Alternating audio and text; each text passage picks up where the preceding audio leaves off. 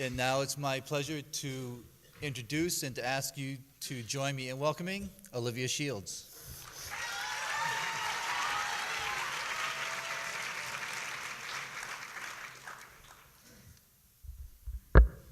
Good morning. If you've ever been stereotyped, please raise your hand. For those of you who are raising your hands, I want you to think about that experience for a second. Was it accurate?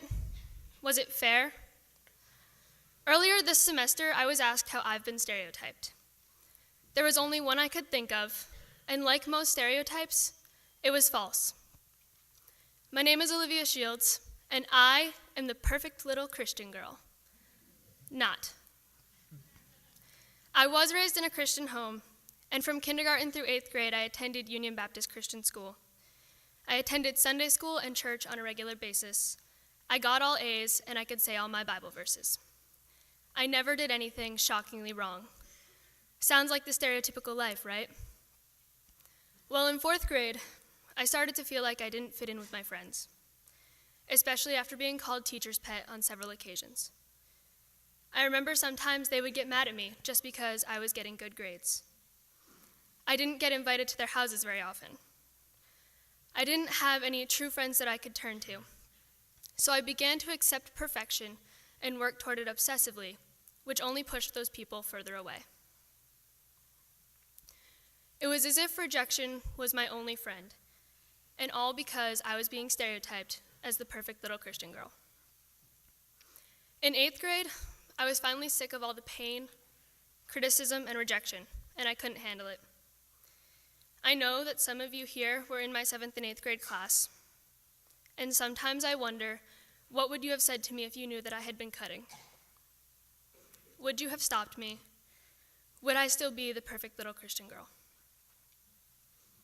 I didn't know it then, but that first cut was the first crack in an already unstable foundation holding my life. My stereotype soon became my mask, and I started to believe that as long as I could get away with my secret life, as long as I remembered to put my mask on Sunday morning. When I came to the academy, I assumed life would be better. There were more people. I would have more friends. I wouldn't be alone. Yeah, there were more people. I did have more friends. But I still felt alone, and life didn't get better. I allowed a new group of people to replace my family and positive friendships, and to redefine what love meant to me. I had abandoned the values I grew up with and held a lot of secrets from my parents. I chose to live a double life, not so just because I didn't want you guys to stereotype me, but also because I didn't want the people in my church to notice anything different. The pain I felt grew every day. For most of my freshman and sophomore year, I struggled with depression and suicidal thoughts. Soon it became too much. I couldn't handle life. My foundation was crumbling to the point where I was about to cave in, and I honestly almost did not make it to my junior year.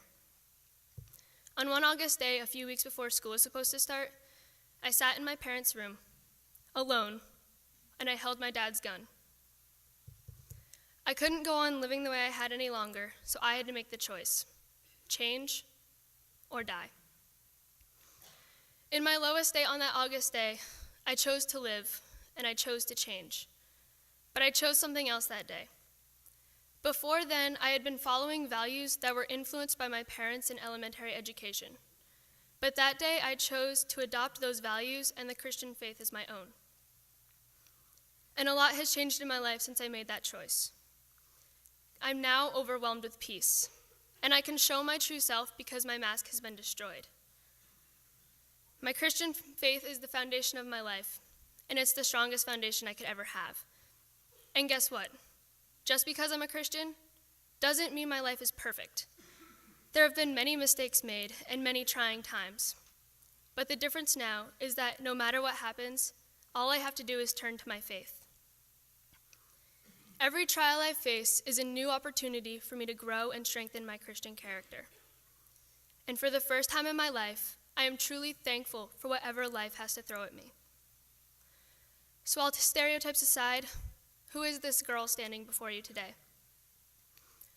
I am the prodigal daughter returned home to an all-forgiving father. I am the clay in the hands of a master potter, and I am an imperfect sinner.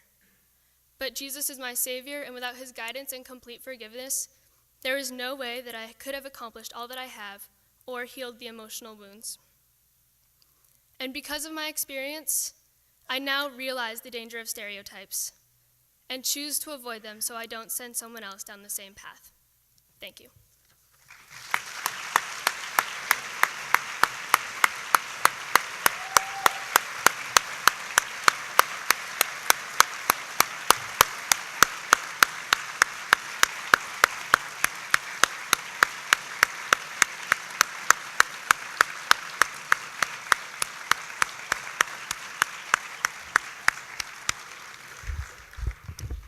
Thank you, Olivia, for that courageous and incredibly honest message.